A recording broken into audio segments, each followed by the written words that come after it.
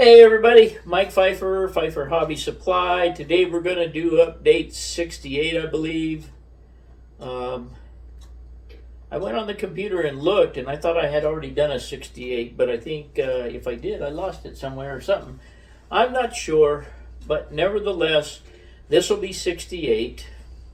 And kind of show you what I've been up to. I'm starting to get the hang of using the Pico Code 55 again, and the things I need to do it with, and I just about have everything. And above all, happy 4th of July to everybody. Be safe out there. If you do fireworks, watch out. Everybody tells you that. I have to tell you a little story, and I'll get to that in just a second. I'll tell you that. So let's get on with 68. Okay, we're going to get to the story first. Everybody probably has a 4th of July fireworks story, but back when my mother-in-law and father-in-law were alive, they lived up in a canyon in Albuquerque in the mountains. Not a real forested place, but a rocky place with scrub oak and juniper and stuff like that. Anyway, on their piece of property, they had a 2-level house. The garage was underneath, and then it had a deck on top of the garage, and then the house was kind of on the hillside. Anyways, and then down below that, he had a place to park he had a backhoe and bulldozer business, and he had his semi parked up in there, and he had the backhoe and the bulldozer, had a place to put them back on the other side of the garage. Well, in front of that, he had a circular drive, so he could just bring his equipment in, load it up, turn it around, and go right back down the canyon. Well, there was I want to say it was a 500-gallon diesel tank that he had put in the ground there, so he could buy diesel fuel, have him come and fill it up, and then he could fill his truck up right there at the house. Anyways, the diesel tank was in the ground, but the point of it is there was a pit there in this circular drive, a pretty good size pit and a pretty good size circle, because he could get his dump truck and his trailer around it. Anyway, 4th of July came along, and he always bought a whole poop load of fireworks. So the whole family goes up there, and we're hanging out, and I don't know, I think we were eating and carrying on, drinking stuff on the deck and everything. And finally, he decides he's going to go out and do fireworks.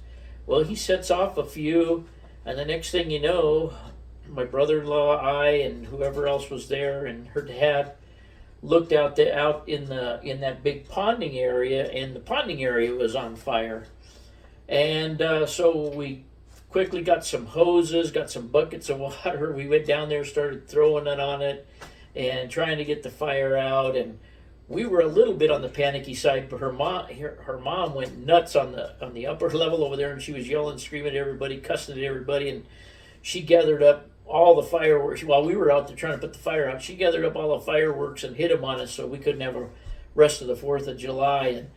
And by gosh, we never were able to forget that, because her mom reminded us every 4th of July, and you're not getting any fireworks, But anyways, everybody has a story like that where you set something on fire, somebody gets hurt, somebody, God forbid. But anyways, it's one of my memories, and I just wanted to share it with you guys. So let's get on to seeing what I've been doing here.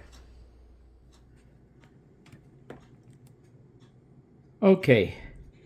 When you solder joints on FlexTrack, in my opinion, it's always a good idea to use a straight edge like so, and then make your joint, solder your joint solid on both sides, and then remove that, and then try and bend the track.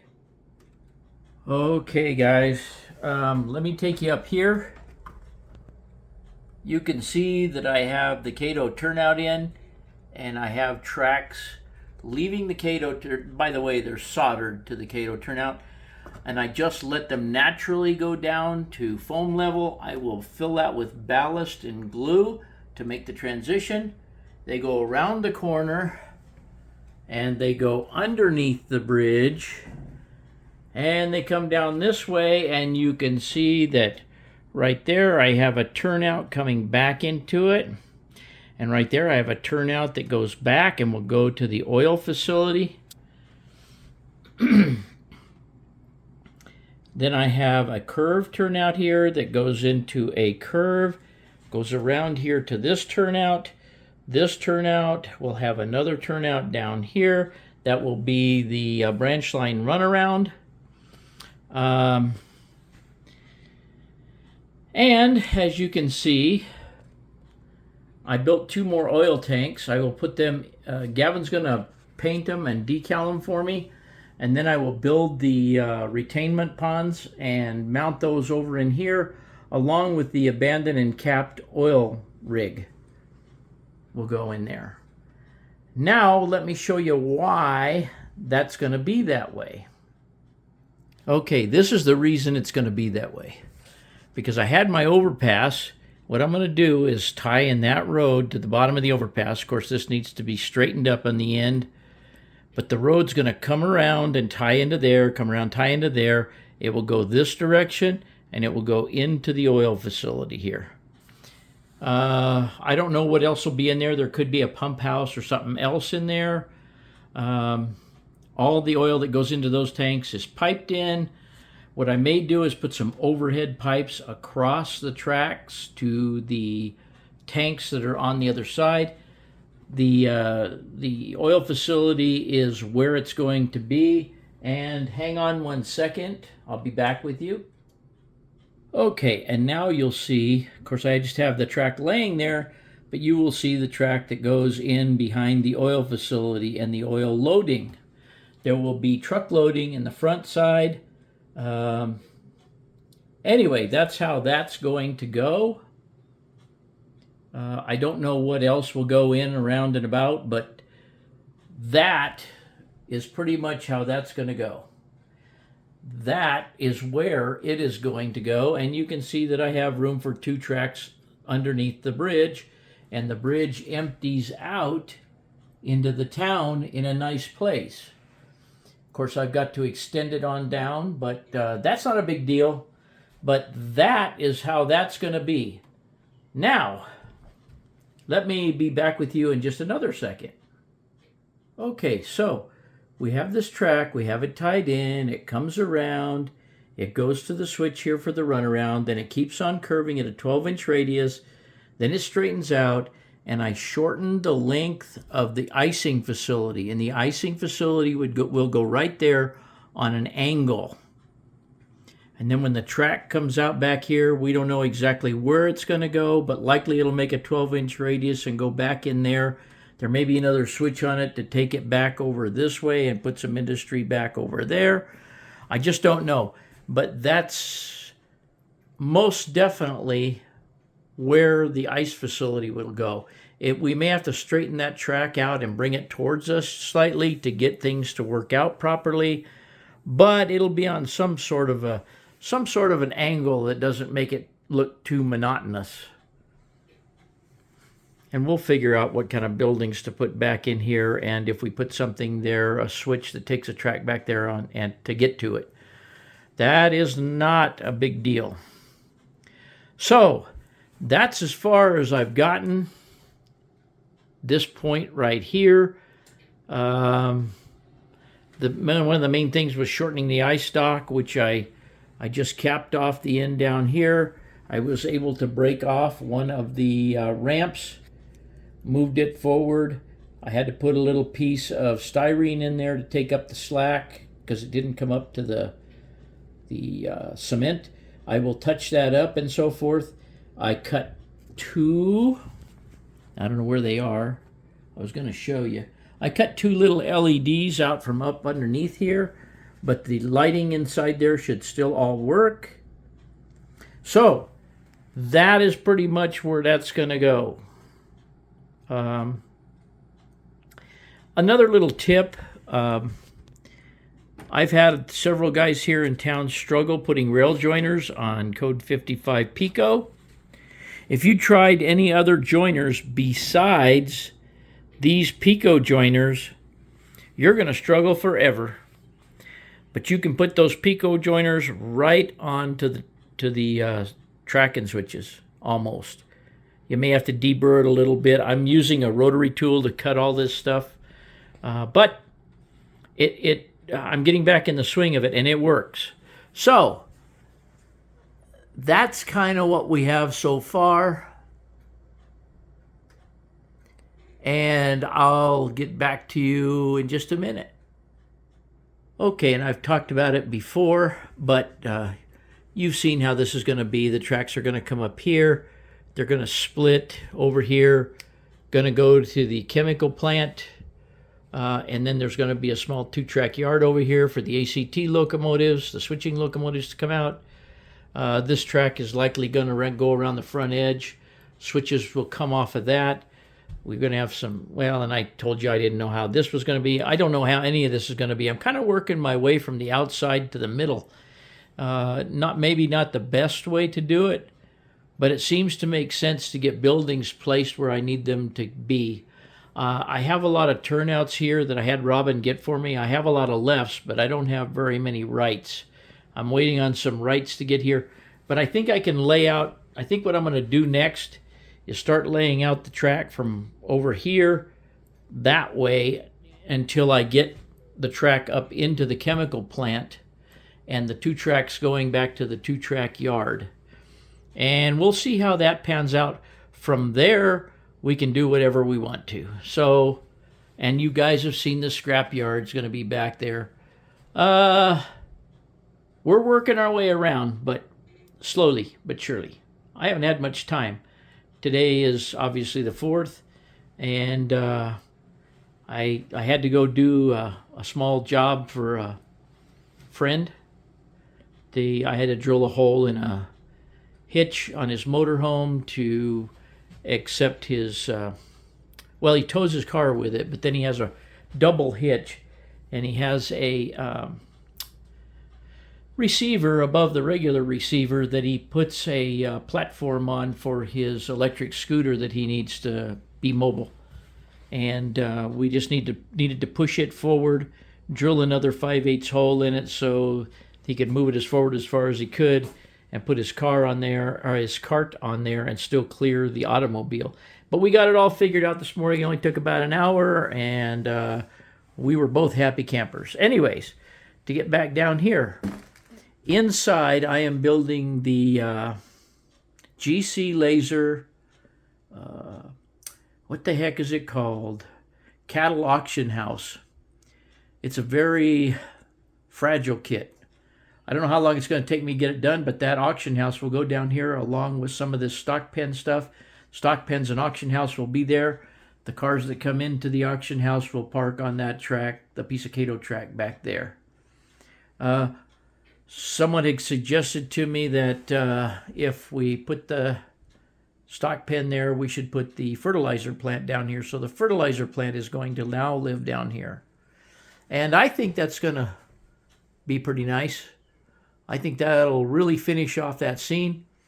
Another thing I've done, if you notice, I have ballasted all my back track from right up here by switch 202 all the way back and around. I have also cleaned track. I have not run a locomotive on it yet, but I'm almost all the way out here to the front where I can reach it from the front now. So all this scenery here can be done from the front edge. If that track back there all works, I get the switches all working and stuff. I cleaned the track, but I haven't fiddled with switches. But if that all works, that'll be hunky-dory. Everything will be good to go back there. Let's see, what else can I tell you? That's about it. Let me go down here. As you can see, we still have the tornado going on in the town over here. But right back over there, the town area is going to be kind of out here at the front a little bit. But you guys may know that Walthers makes an apartment house that has a stairway that goes down into the basement. And I had one of those, and I think I gave it away to somebody, or I took it out. I don't know what I did with it. It's gone. But anyway, I'm going to build another one of those, and it's going to back up to the track over there. So it'll be a little bit taller than the track, so that'll be kind of a view block, just to block out a little section of track there. It'll be on a back street. These business buildings will be forward, and approximately, well, kind of approximately where they are, sort of in that general area. We'll put the town all together. The street will come down, go into the back of the town. We'll have a street that tees off, goes in there. I'll probably do the same thing I did last time, and I'll make a pattern and cover that whole area with roofing felt for the asphalt before I put any buildings down on it. So I guess the next order of business is to get this ramp fixed when I get to the town area. But that will all be after I get the industrial area over here situated. But let me stand back here. I think I took a shot already. But you can see the buildings I have and the space I have. I don't nearly have as much buildings as I thought I did. So we will probably add some industries in here. I just don't know what they might be. By the way, I might add that these electrofrog turnouts are power routed. So I'm going to leave them that way. And I put insulators in over here and over, well, not there, but over here, so that power coming back from the Kato switch to here is fine, and then I will refeed. I'm trying to get my hand in the picture. This track and this track will feed back that way. So,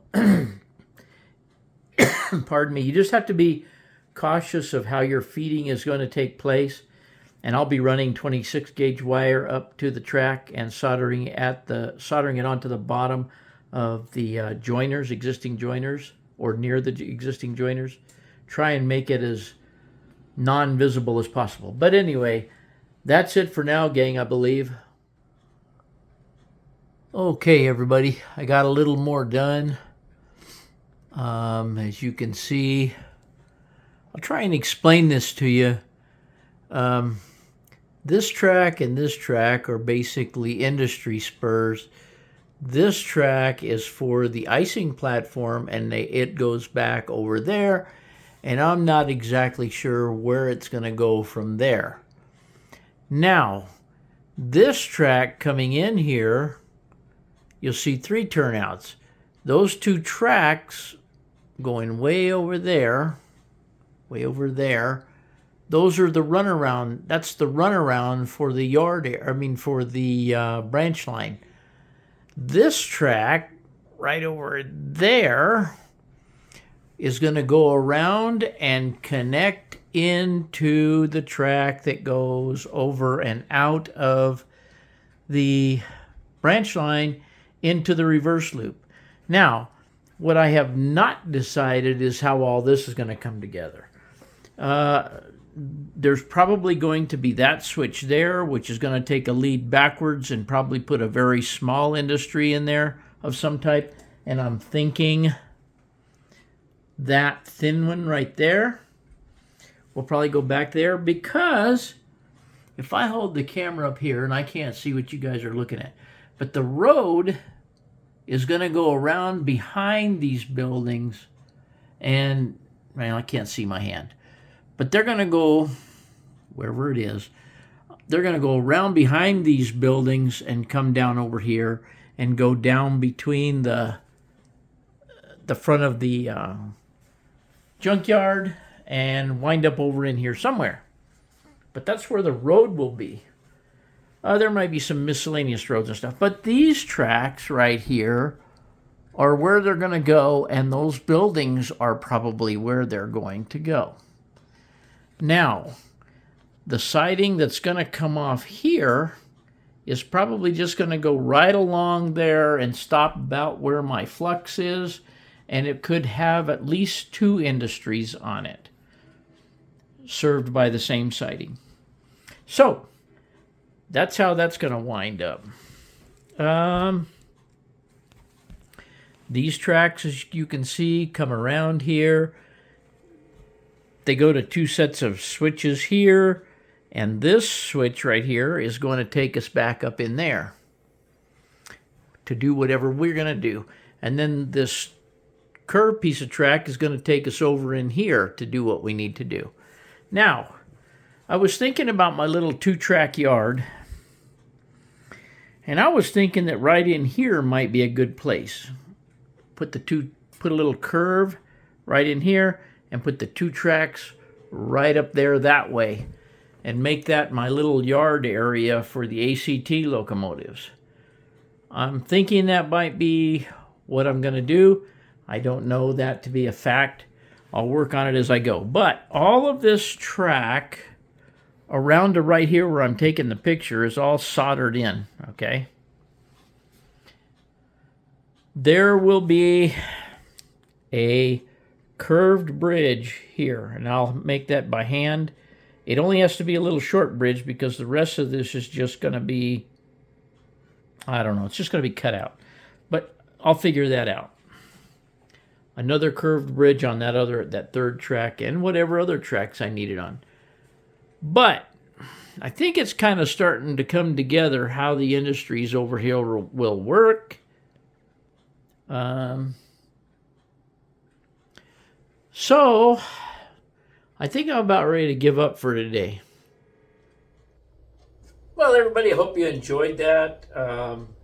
I'm having a relaxing day today, you know, going up and helping my buddy. It didn't take very long, like I said, and got back down here. I've been working on the track ever since. I've got some good ideas in my head. Gavin helped me with some of them, and I have a plan forward now down there that makes sense to me. So I'm going to proceed on with it today, and we'll see what I get done this week and see if I can put up a video next week. But for now, don't forget to look at the vintage page because I just added a bunch of microtrains. I just added a bunch of microtrains blister packs. That's what I was trying to say, and you know how I am. My tongue just goes all over the place and gets snagged on my teeth and stuff, and then I can't get stuff out. But anyways, look at the vintage page, and thanks for watching.